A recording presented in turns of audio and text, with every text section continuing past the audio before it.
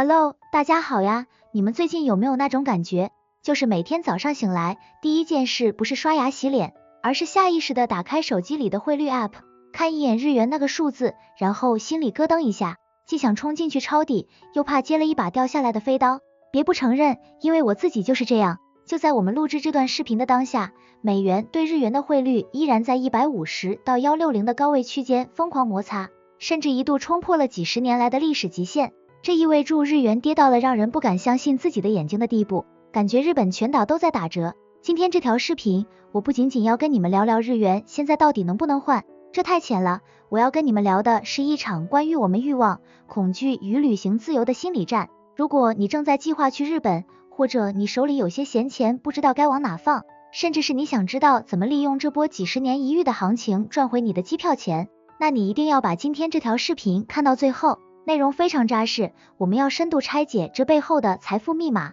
我会把我这几个月的操作，甚至是我因为犹豫而错失几百万日元利润的真实惨痛经历，全部摊开来讲。别急住划走，今天我们不讲枯燥的经济学模型，我们讲故事，讲人性，讲那些让你心跳加速的赚钱机会。但在开始之前，如果你也对日元这个话题感兴趣，或者你现在就在日本挥霍，在评论区打个1。让我看看有多少人和我一样心系东京的拉面和银座的奢侈品。我记得非常清楚，5年前，大概是2019年的时候，我站在东京新宿的街头，那时候汇率是多少？你们还记得吗？那是日元的高点啊！我当时走进一家普通的居酒屋，点了一份和牛烧肉。我看着那个菜单上的价格，脑子里飞快的按计算器，换算成我们的货币，当时心里真的有一种滴血的感觉。每一口肉吃下去都觉得是人民币在燃烧。那时候的旅行，说实话是有心理负担的，你买个东西都要犹豫半天，那种我好像变穷了的焦虑感一直伴随着整个旅程。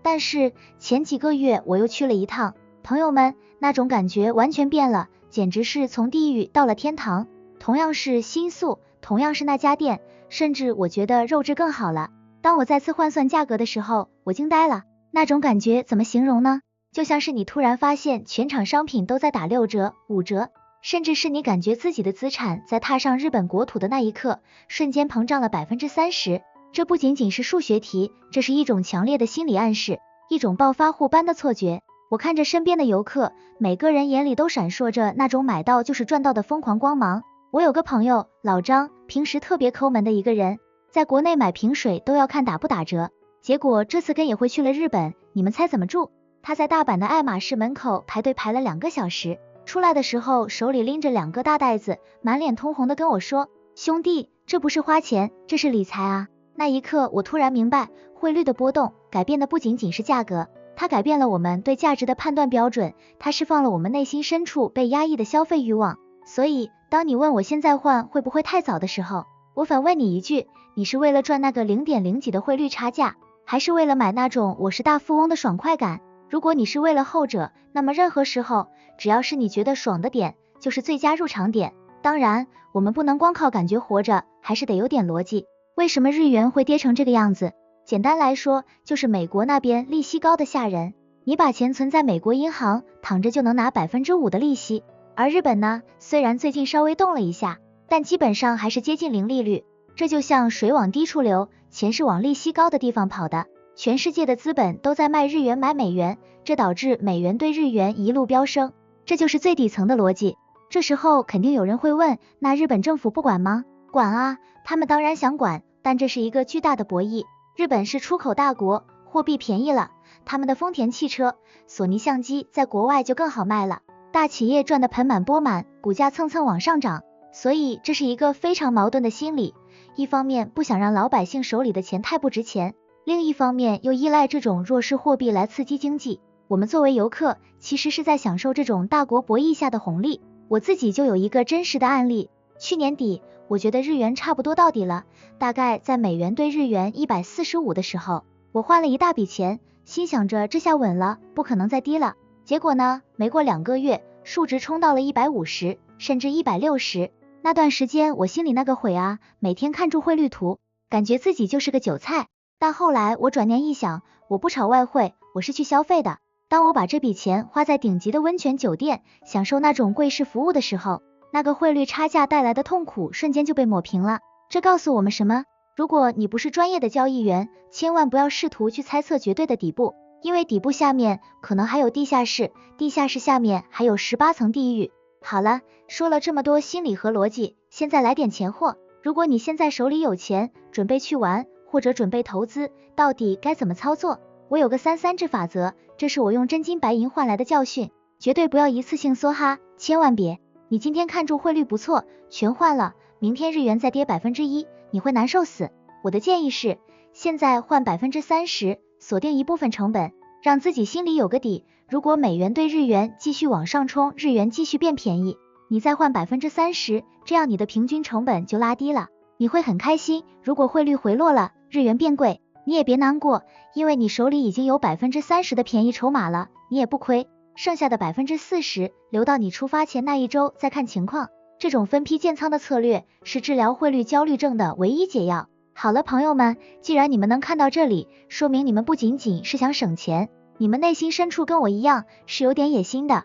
是想在这个动荡的时代里抓到一点机会的。那接下来这段内容可能会彻底颠覆你对去日本买这件事的认知。我们来聊聊具体的套利，我不讲虚的，我直接讲我上个月在东京中野的真实经历。大家知道中野 Broadway 吧？那里是手表和动漫迷的圣地，但对我来说，那里就是一个巨大的1级市场和2级市场的价格缝隙。那天下午，我走进一家非常有名的二手表店，橱窗里摆着一只劳力士的绿水鬼，虽然是二手的，但日本人的保养你们是知道的，那个成色跟新的没什么区别，甚至连原本的贴膜都还有一部分在。我当时心跳就加速了，不是因为我多喜欢这块表，而是我看了一眼标价，然后脑子里疯狂运转汇率换算，那个价格换算成人民币，比国内2级市场的行情价便宜了整整2万多块钱。你们能想象吗？2万块，这意味着什么？意味着如果你把它买下来，戴在手上玩2天，哪怕你回国后直接转手卖给表商，你这趟旅行的头等舱机票，你的5星级酒店，你吃的每一顿怀石料理，全部都是这块表帮你买单了，甚至你还能赚个零花钱。这就是汇率红利，以前这种价差是被无数代购抹平的，但现在汇率跌得太快，市场反应不过来，这就给了我们这些散户机会。但是你们以为赚钱就这么简单吗？就只是买然后卖吗？错了，这里面有一个巨大的心理陷阱，也是大多数人亏钱的原因，那就是幸存者偏差和流动性陷阱。当你站在店里，看住满柜子的爱马仕、香奈儿，特别是表深到那些 vintage 店，你会觉得遍地是黄金。比如我有个朋友，他看到日本的威士忌，想21年、山崎18年，价格比国内便宜了一大截，他脑子一热，把信用卡刷爆了，囤了好几瓶，觉得回国能翻倍。结果呢，回国后发现根本找不到买家，或者买家压价压的比他买入价还低，因为他忽略了最重要的一点，就是有价无市。真正的套利不是看价格便宜就买，而是要看流动性。你要像一个猎人一样，在出发前就做好功课，你要知道现在国内2级市场什么东西是硬通货，什么东西是大家抢着要的，比如特定的游戏卡带。秋叶原的 Super Potato 你们去过吗？那里有很多绝版的 Game Boy 卡带，未拆封的初代宝可梦，这些东西在日本的价格可能只是几千日元，但在国内的收藏圈或者是美国的eBay上，价格是可以翻5倍、10倍的。这才是真正的认知变现，你赚的不是汇率差，你赚的是信息差，是你对这个文化的理解。说到这，我想问问大家，如果你现在手里握着这样一个机会，你会怎么做？你会为了这几万块的利润去承担海关被税的风险吗？你会为了找一个买家去跟各路人马讨价还价吗？这其实挺累的，真的，我试过一次，那种焦虑感并不比炒股少。所以后来我悟出了一个道理，也是我想送给你们的一句话，最好的投资其实是悦己的溢价。什么意思呢？就是我买这块劳力士，或者我买这个复古的 LV 包包，我的第一动力一定是我自己喜欢，我想拥有它，而不是为了卖掉它。如果它后来涨价了，那是市场给我的奖励，如果它没涨，甚至跌了，没关系，我也赚到了拥有它的快乐和便宜购入的满足感。这样你的心态才是无敌的。不要为了赚钱而去旅行，那样你会变成金钱的奴隶。你会在东京的街头，即使看到最美的夕阳也无心欣赏，因为你满脑子都在想这玩意儿能不能卖掉，那就本末倒置了，对不对？所以现在换日元会不会太早？我的答案依然是，只要你是为了让自己开心，任何时候都不早。但如果你是为了投机，那现在可能是风险最大的时候，因为当连卖菜的大妈都知道日元便宜要去日本扫货的时候，通常离反转也不远了。当然，除了买东西，还有一种更高级的赚钱方式，那就是投资日本的体验资产。什么叫体验资产？比如你去预约一家米其林3星，或者去住一晚那种1博20的顶级温泉旅馆，以前这些地方可能要5000人民币一晚，现在只要3000，这省下来的2000块，是你实实在在赚到的生活品质，这种记忆是没人能拿走的，也不会贬值。好了，朋友们，聊完了怎么赚钱，我们得冷静下来聊聊怎么守住钱。去日本旅行最可怕的不是你没钱，而是你觉得自己很有钱，然后在一些莫名其妙的地方把原本该省的钱全送出去了。首先第一个教训，也是90%新手都会犯的错，就是机场换汇和刷卡的盲区。我求求你们了，下了飞机千万别因为懒，就在机场那个花花绿绿的柜台换钱，那汇率差的能让你当场少吃2碗一兰拉面。你记住，日本现在遍地都是71的 ATM， 你就拿着你的银联卡或者那些国际借记卡，直接插进去取现，那个汇率才是最香的。还有一个更隐蔽的坑，就是西瓜卡绑定手机的问题。很多人兴冲冲的在 iPhone 上绑定了西瓜卡，结果到了地铁闸口发现余额不足，想充值的时候才发现，很多海外的 Visa 信用卡根本充不进去，那种尴尬真的能让你用脚趾抠出30一听。所以千万记得备一张实体卡或者 Mastercard。 接下来这个坑，我觉得是最大的时间杀手，就是为了退税而退税。在堂吉诃德为了凑够那5500日元的免税额度，硬是买了一堆根本不需要的东西，然后在那条长队伍里排了整整1个半小时。朋友们，算一算账啊，你排队2小时，省下的税钱可能也就20-30块，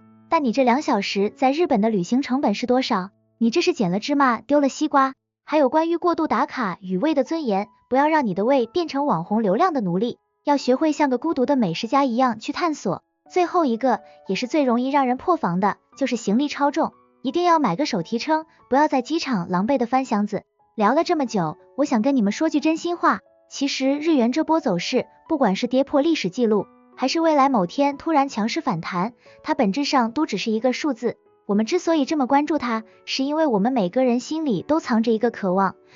逃离现在一成不变的生活。你有没有发现，我们这辈子好像一直在等有钱了再去旅行，等孩子大了再去追梦，等汇率降到最低再去换钱。但问题是，什么才是最低？如果你为了等那1%的跌幅，错过了这个春天京都满山的樱花，那才是最大的亏损。钱没了可以再赚，但那个瞬间是任何汇率都买不回来的。如果你已经准备好出发，如果你需要一场旅行来拯救你疲惫的灵魂，那么现在就是最好的时候。不要让跳动的数字绑架了你的快乐，去吃你想吃的和牛，去感受那个充满烟火气的日本。当你老了，你绝对不会记得那天的汇率是150还是160，你只会记得那晚照在富士山上的月光。如果你觉得我这个分享对你有帮助，请你一定要帮我点个赞，转发给你的朋友，还有最重要的一点，点个关注。你的支持是我继续分享钱货的动力。如果你现在就在日本，赶紧在评论区留言告诉我你的现状，